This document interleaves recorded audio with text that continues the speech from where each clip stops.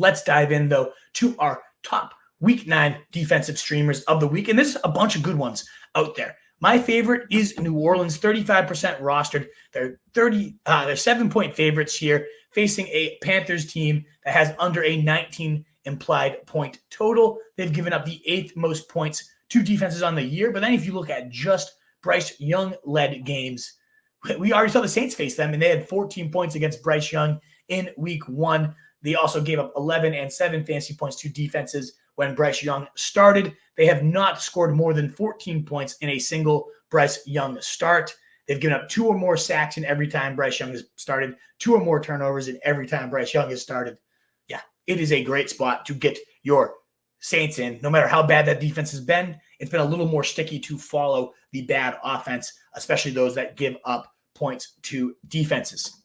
Behind them, though, I really like the Washington Commanders. Only 14% rostered, a very good chance you have them out there in your league. They've been a top 5 defense quietly across their last 5 weeks. They've really stiffened up under Dan Quinn here. Used to be, you better start all your wide receivers, all your passing game against the Commanders. And I don't think they're an amazing defense. They certainly don't have a ton of talent, but Dan Quinn is a mastermind, and he is really using his talent to perfection so far. They have surrendered 15 or fewer points in 4 of their last 5 games. They have 2+ sacks in 5 straight games, and they're now facing a Giants defense that is getting murdered without Andrew Thomas, rather, the Giants offense. They've given up the 3rd most points as a whole on the season, had the Giants, and they've given up 15 points in back-to-back weeks to defenses, including 12 total sacks across those 2 games.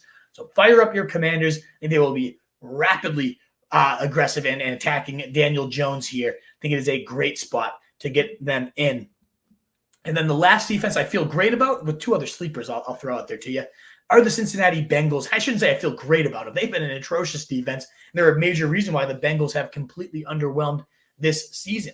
But just entering last week, before the Eagles absolutely trounced them, we saw some life from this defense. 8 and 15 points in their 2 games before this trouncing. And now they get the Raiders, the 2nd most points allowed to defenses on the season. No team has given up more turnovers. 17 times they have turned that ball over, and 25 sacks also surrendered. That's the 4th most in the league, aka fantasy goldmine, anytime you are facing the Raiders. 11, 16, 13, 17, and 8 fantasy points surrendered across the last 5 games. Fire up your Bengals. This is a great week to use them. And then the last 2 defenses I'll just toss is they're facing each other, the Pats versus the Titans.